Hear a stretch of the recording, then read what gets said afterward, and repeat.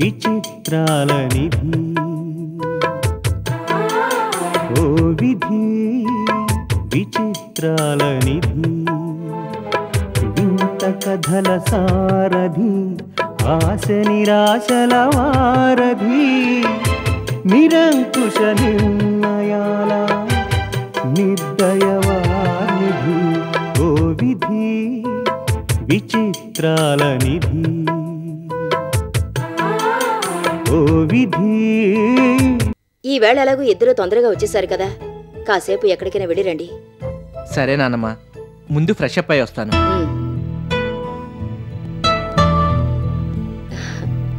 సంధ్య, నువ్వు వెళ్ళి తయారవు. ఇద్దరూ కలిసి సరదాగా ఎక్కడికైనా వెళ్ళొద్దురు గాని. కలిసి బతకలేని వాళ్ళని కలిసి ఎక్కడికెళ్ళమంటావమ్మా?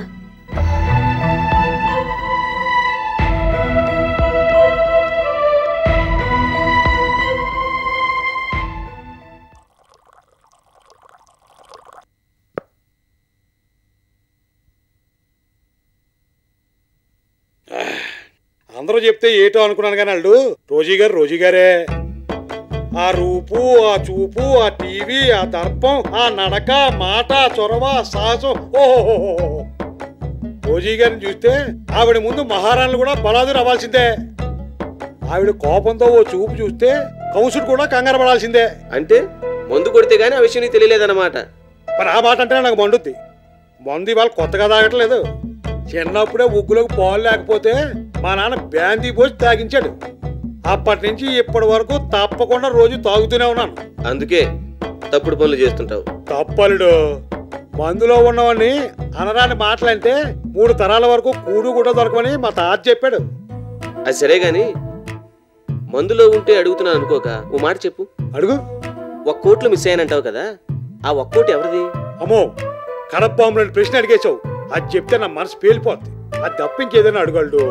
మనలో మనకేమిటి మావా, చెప్పు మావా. అమ్మో, అది చెప్తే నా పరుగు పోద్ది. నీ పరువు ఎప్పుడో పోయింది గానీ పర్లేదులే చెప్పు. ఆ ఒక్కటి అడగలడు. చెప్పాల్సిందే, లేకపోతే ఇవాళ నుంచి నేను అల్లుడిని కాదు, నువ్వు నాకు మావయ్య కాదు. చెప్తాను గానీ నువ్వు నాకు ప్రామిస్ చెయ్యాలి. 1 కాదు 100 ప్రామిసులు చేస్తాను. చెప్పు. మిస్ అయిన 1 ఓటు మీ అత్తదే. సారీ మావా, నీ లైఫ్ లో ఇంత ట్రాజడీ ఉందనుకోలేదు. అందుకే కదా అల్లు మందు తాగి మర్చిపోతుంటాను. టేక్ ఇట్ ఈజీ మావా, అవన్నీ మర్చిపో. మనకి మంచి రోజులు వచ్చాయి. ది గ్రేట్ రోజీ గారిని కలిసాం, ఛాంబర్లో ఆవిడ పక్కన కూర్చున్నాం, ఆవిడ సపోర్ట్ సంపాదించాం, రేపు క్లబ్లో ఆవిడ కలవబోతున్నాం. ఇంతకన్నా ఏం కావాలి? రోజీ గారితో రిలేషన్ ఇలాగే కంటిన్యూ చేస్తే మన ప్రెస్టేజీ గవర్నమెంట్ బడ్జెట్ పెరిగిపోయినట్టు పెరిగిపోతుంది. ఎంత కరెక్ట్ గా చెప్పేవాళ్ళు. ఆవిడంత తొందరగా మనల్ని దగ్గరికి రానేస్తుందని నేను అనుకోలేదు. మొత్తం మీద రోజీ గారి దయ వల్ల చీకుల నుంచి చింతపండుకి, చింతపండు నుంచి చెడిపోయిన టీవీలకి, అక్కడి నుంచి ఛాంబర్కి వచ్చేసాం. అంటే మనకి శుక్ర మహాదశ స్టార్ట్ అయిందన్నమాట. ఈ టైంలో రోజీ గారికి మనం మరింత దగ్గర అయితే ఇక బిజినెస్ లో మనమే కింగ్లు అయిపోతాం. ఈ శుభ సందర్భంలో బిజినెస్ కింగ్ వెంకట్ గారికి, బిజినెస్ కింగ్ భగవాన్ గారికి చీరలో. ఆండాళ్ళు ఎప్పటికప్పుడు ఇంటర్నెట్ కన్నా ఫాస్ట్ గా ఎక్కడ ఏం జరుగుతుందో న్యూస్ అందిస్తూ ఉంటావు. అక్రమ సంబంధాల్ని కూడా అందమైన ప్రేమ కథలుగా చెప్తూ ఉంటావు. పనికిరాని కబుర్లైనా చక్కగా పురాణ కథల్లా చెప్తూ ఉంటావు. అది నీలో ఉన్న గొప్పతనం. నిజం చెప్పాలంటే అదో కళ, అందరికీ రాదు. అంతా మీ అభిమానం పరమేశ్వరా. ఎప్పుడూ ఎవరి గొప్పదనాన్ని ఒప్పుకోని మీరు ఆ మాట అన్నారంటే ఏనుగెక్కినంత ఆనందంగా ఉంది. క్షమించాలి, నాకు ఇంటి దగ్గర కాస్త పనుంది. నేను వెళ్తాను పరమేశ్వరా, మళ్ళీ రేపు కలుద్దాం. అదేమిటి ఆండాళ్ళు, అప్పుడే వెళ్ళిపోతావా? పనుందని చెప్పాను కదా పరమేశ్వరా, వెళ్ళాలి. అది కాదు ఆండాళ్ళు, నేనసలు క్లబ్కి వచ్చేది నీకోసం, నీ కబుర్ల కోసం. నువ్వు వెళ్ళిపోతానంటే ఎలా? అసలు నువ్వు లేకపోతే ఈ క్లబ్లో కాలక్షేపమే లేదు. నీ కబుర్లు వింటుంటే కర్ణాటక సంగీతం విన్నంత హాయిగా ఉంటుంది. కాసేపు ఆగి ఇంటికెళ్ళొచ్చులే. కావాలంటే నేను నా కార్లో డ్రాప్ చేస్తాను. నువ్వు వెళ్ళిపోతే నేను ఒంటరిదాన్ని అయిపోతాను. కాసేపు కూర్చో. అంత మాట ఎందుకు పరమేశ్వరా?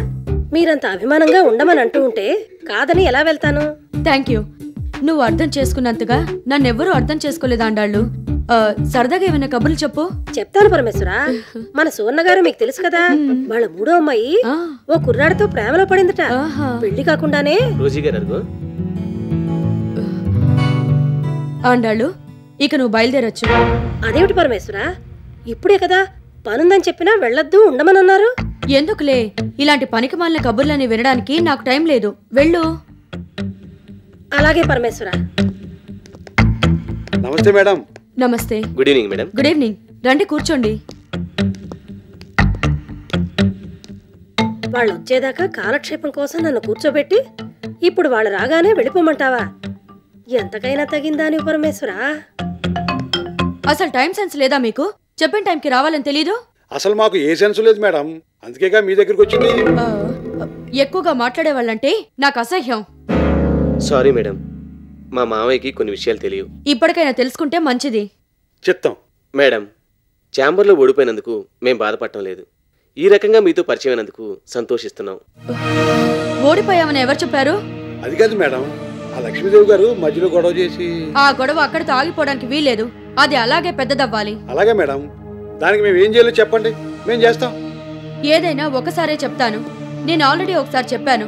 అయినా మీకు నా సంగతి పూర్తిగా తెలియదు కాబట్టి మరోసారి చెప్తున్నాను. చెప్పండి.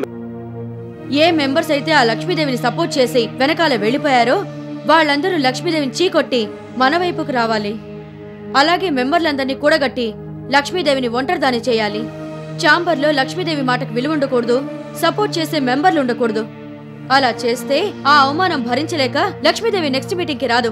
అప్పుడు మందే మెజారిటీ అవుతుంది, మన పని జరుగుతుంది. అలాగే మేడం, బతిమాలు డబ్బిచ్చుకొనేసో మెంబర్లందరినీ కూడగట్టి మన వైపు లాగేస్తాం.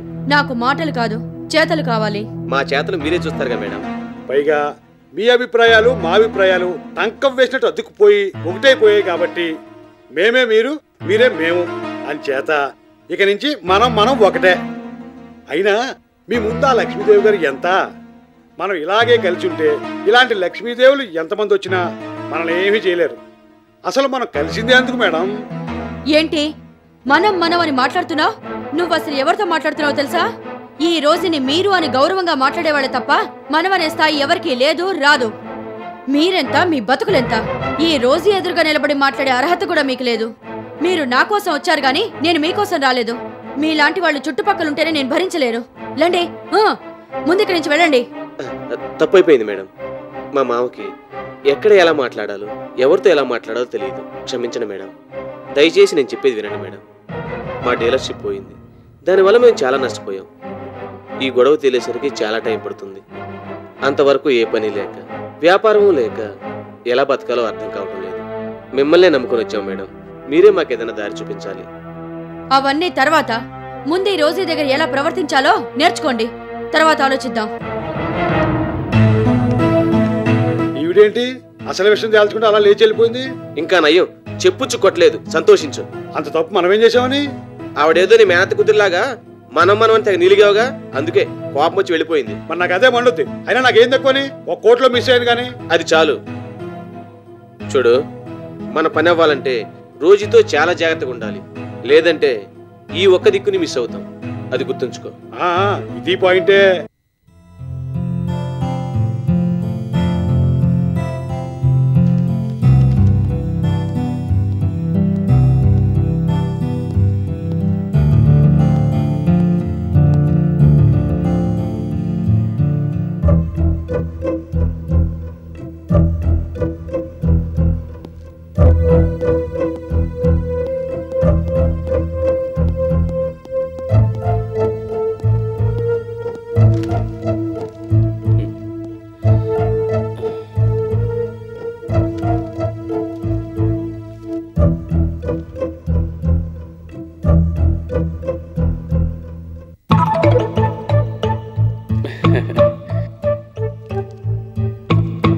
అమ్మా, అడగడం మర్చిపోయాను.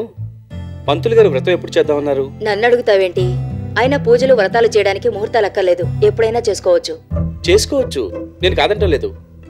కాకపోతే పూజలు అందుకోవడానికి దేవుళ్ళకి టైం ఉంటుంది, కానీ పూజలు చేయడానికి మనుషులకు టైం ఉండాలిగా. పూజలు వ్రతాలు అంటున్నావేంటి మావయ్య? ఇన్నాళ్ళకి మళ్ళీ మనందరం కలిసాం కదా, అందుకని వ్రతం చేద్దాం అనుకుంటున్నాం సంజ.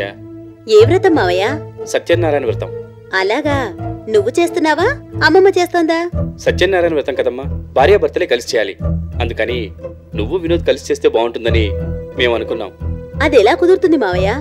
ఎందుకు కుదరదు? నేను వినోద్ ఇప్పుడు భార్యాభర్తలం కాదు కదా.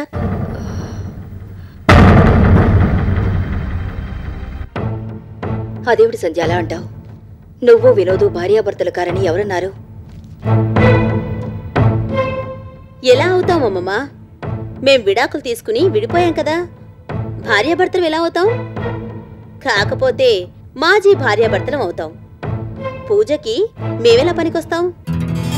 సంధ్య, ఎందుకంతలా ఆశ్చర్యపోతున్నావమ్మమ్మా? నీ అన్నదాంట్లో తప్పేమన్నా ఉందా? కోర్టు మాకు విడాకులిచ్చింది. మేము చట్టపరంగా భార్యాభర్తలం కాదు. అదేమిటి సంజయ్, ఒక్కసారి భార్యాభర్తలయ్యాక వాళ్ళని ఎవ్వరూ విడదీయలేరు. విడాకులు మనుషుల్ని విడదీస్తాయేమో కానీ మనసులు విడదీయలేవు కదమ్మా. అయినా విడాకులు తీసుకున్నంత మాత్రాన ముందు నుంచి పెంచుకున్న ప్రేమలు అభిమానాలు ఎక్కడికి పోతాయి? అవి ఇంకా మిగిలుంటే నేను ఈ మాట అనాల్సొచ్చేది కాదు మావయ్య. విడిపోయిన మనుషులు కలిసినంత తేలిక కాదు విడిపోయిన మనసులు కలవడం. అయినా మాది బొమ్మల పెళ్లి కాదు కదా, 10 సార్లు కలవడానికి విడిపోవడానికి. నువ్వేమిటి సంజయ్ ఇలా మాట్లాడుతున్నావు? ఒకసారి విడిపోయినంత మాత్రాన మళ్ళీ కలవకూడదని రూలే లేదుగా. తెలియకుండా ఏవో పొరపాటు జరుగుతుంటాయి. ఎలాగో సర్దుకుపోవాలి కానీ ఇలా అంటే ఎలా అమ్మా? ఎలా సర్దుకుపోమంటావు మావయ్య? ఇది తెలియకుండా జరిగిన పొరపాటు కాదు, తెలిసి చేసిన పొరపాటు. భార్య మీద నమ్మకం లేని ఓ మగాడు చేసిన పొరపాటు. పోనీ అలాగే అనుకో, కానీ చేసిన తప్పు దిద్దుకునే అవకాశం ఉంది కదమ్మా. అవకాశం ఉండొచ్చు, కానీ అర్జెంటుగా మేం కలవాల్సిన అవసరం మాత్రం లేదు. సంధ్య, ఏమిటమ్మా ఇది? మీ కాపురం నిలబెట్టడం కోసం మనసు చంపుకొని నేనెంతలా రోజుని బతిమలాడాను. మీ ఇద్దరూ కలవాలని నేనెంతగా తపన పడ్డానో, ఎన్ని మాటలు పడ్డానో నీకు తెలుసు. నేను కాదనడం లేదమ్మమ్మా, కానీ చివరికి ఏం సాధించావు? నేను చెడిపోయిందాన్ననే ముద్ర, విడిపోవడానికి విడాకులు, అంతేగా? సంధ్య, సంసారం చేసుకుంటూ సుఖంగా సంతోషంగా ఉండాల్సిందనివి నువ్వు ఒక యంత్రంలా మారిపోయి మొండిగా బతుకుతుంటే ఏవీ చేయలేకపోతున్నానని ప్రతి క్షణం నరకం అనుభవించాను. అయినా ఏదో రోజు మీరిద్దరూ కలుస్తారనే ఆశతోనే ఉన్నాను. ఆ రోజు కోసం ఎంతగానో ఎదురు చూశాను. తీరా మంచి రోజు వచ్చేసరికి నువ్విలా మాట్లాడుతుంటే ఎలా అర్థం చేసుకోవాలో తెలియడం లేదు. అందుకని లేని ఆనందం కొని తెచ్చుకుని వినోద్తో కాపురం చేయమంటావా? భార్య పాత్రలో నటించమంటావా? అది కాదు సంధ్య, నేను చెప్పేది. ఇంకేం చెప్పొద్దమ్మమ్మా. నేను చెడిపోయిందాన్నని కోర్టులో రోజు వాళ్ళ లాయర్ అన్న మాటలు నాకింకా వినబడుతూనే ఉన్నాయి. అన్నీ విని కూడా అది నిజం కాదు అని చెప్పకుండా మౌనంగా ఉండిపోయిన వినోద్ నా కళ్ళకి కనబడుతూనే ఉన్నాడు. మనసుకు తగిలిన దెబ్బ ఇంకా బాధ పెడుతూనే ఉంది. ఇదంతా మర్చిపోయి హాయిగా నవ్వుతూ వినోద్తో కాపురం చెయ్యలేను. నా మనసుని చంపుకోలేను. ఆ బాధ ఉంటుంది, నేను కాదంటం లేదు సంజయ్. కానీ నిన్ను కోర్టులో నిలదీసిన రోజుయే చివరికి నీ క్యారెక్టర్ మంచిదని ఒప్పుకుంది. వినోద్ కూడా ఒప్పుకున్నాడు. తను చేసిన తప్పు తెలుసుకుని తిరిగి వచ్చేశాడు. ఇంకా నీకు అభ్యంతరం ఏంటమ్మా? నా క్యారెక్టర్ గురించి సర్టిఫికేట్ ఇవ్వడానికి వాళ్ళెవరు మావయ్య? నా నిజాయితీ మీద నాకు నమ్మకం ఉంది. ఇంతకీ నువ్వు చెప్పేదేమిటి సంధ్య? ఇక ఎప్పటికీ వినోద్తో కలిసి కాపురం చేయనంటావా? చెప్పలేను బేడి. వినోద్ అంటే నాకు కోపం లేదు, ద్వేషం లేదు. ఇప్పటికైనా తను చేసిన తప్పేంటో తెలుసుకున్నాడని మంచి అభిప్రాయమే ఉంది. అలాగని ఒక్క రోజులో జరిగిందంతా మర్చిపోయి మీరంతా రికమెండ్ చేస్తున్నారని వినోద్తో కలిసి కాపురం చేయలేను. భార్యాభర్తల మధ్య మంచి రిలేషన్ ఉండాలే తప్ప రికమెండేషన్లతో కాపురాలు నిలబడవు. మరోసారి ఆలోచించు సంధ్య. ఇందులో ఆలోచించడానికి ఏమీ లేదు మావయ్య. నేను చేసే ఆర్గ్యుమెంట్లు మీకు మూర్ఖంగా అనిపించొచ్చు. కలిసుందామని వచ్చిన వినోద్ని కాదంటున్నానని, కాపురాన్ని చేజేతిలో నాశనం చేసుకుంటున్నానని మీరు అనుకోవచ్చు. కానీ బాణం వేసేవాడికి అది తగిలితే ఎంత బాధగా ఉంటుందో తెలీదు. దెబ్బతిన్నది నేను కాబట్టి ఆ బాధ ఏమిటో నాకు తెలుసు. అలాగని ఎన్నాళ్ళిలా ఒంటరిగా ఉంటావమ్మా? ఈ గాయం మానే వరకు ఇలాగే ఉంటానమ్మమ్మా.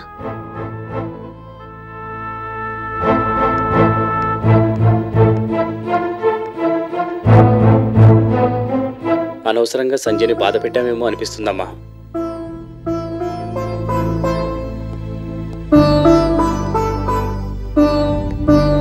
ఇన్నాళ్లుగా సంజయ్ మనసులో ఎంత బాధ దాచుకుందో ఇవాళే తెలిసింది మేడం నాకు.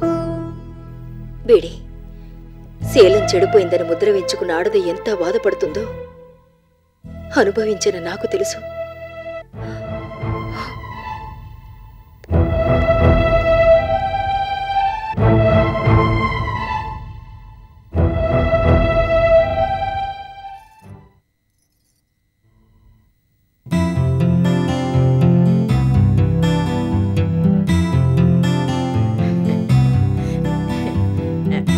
వినోద్ బాబు, నూకాలు నువ్వా? ఎంతసేపు అయింది వచ్చి? ఇప్పుడే వచ్చాను బాబు. అలా నిలబడిపోయావేంటి? రా కూర్చో. వాళ్ళమ్మ వదిలే బాబు, వదిలే బాబు. పర్వాలేదు కూర్చో. వాళ్ళమ్మ గానిగా నన్ను ఇప్పుడు చూసారంటే తిట్టుకుని గంట సేపు తిడతారు. నూకాలు ఇది నా ఆఫీసు, గ్రానీ కాదు కదా. ఆ దేవుడు కూడా నిన్నేం అనలేడు. ఏటో బాబు, ఈ కుర్చీలో కూకుడుంటే ఏదో తప్పు చేసినట్టుగా ఉంటది. ఏం ఉండదు కానీ నువ్వు ఎలా ఉన్నా నూకాలు? బాగున్నాను బాబు, మీరెలాగున్నారు బాబు? ముఖం చూస్తేనే తెలిసిపోతుంది. ఆ ఇంట్లో ఉన్నప్పుడు శిల్లం పెట్టినట్టుండే ముఖం ఇప్పుడు కొత్త రూపాయి బిల్లలాగా తల ఆడిపోతుంది. నాన్నగారు నానమ్మగారు బాగున్నారు బాబు? అందరూ బాగున్నారు నూకాలు. పోన్లేండి బాబు, సీతమ్మలాగా మీ నాన్నమ్మ గారికి ఎప్పుడు చూసినా కట్టాలే. ఎన్నాళ్ళకి మంచి రోజులు వచ్చినందుకు సంతోషంగా ఉంది బాబు. నేను ఇక్కడ ఉంటానని నీకెలా తెలిసింది? మొన్న ఇంటికి వచ్చిన వాళ్ళని అడిగితే చెప్పారు బాబు. గ్రానీకి చెప్పే వచ్చావా? వాళ్ళమ్మో చెప్తే ఇంకేటన్నా ఉందా, చెవులు పిండేసి చేతులు ఎట్టేస్తారు. గ్రానీ అంటే చాలా భయం కదా నీకు? భయం కాదు బాబు, అమ్మగారిని చూస్తే బాధ. అదేమిటి నూకాలు? అవును బాబు, అమ్మగారి మనసులో చాలా బాధ ఉంది. అది బయటకు చెప్పుకునేక అరుతుంటారు. నిజమే నూకాలు, కానీ ఆ తప్పుడు పనులు మానేస్తే ఎవరికి ఏ బాధ ఉండదుగా.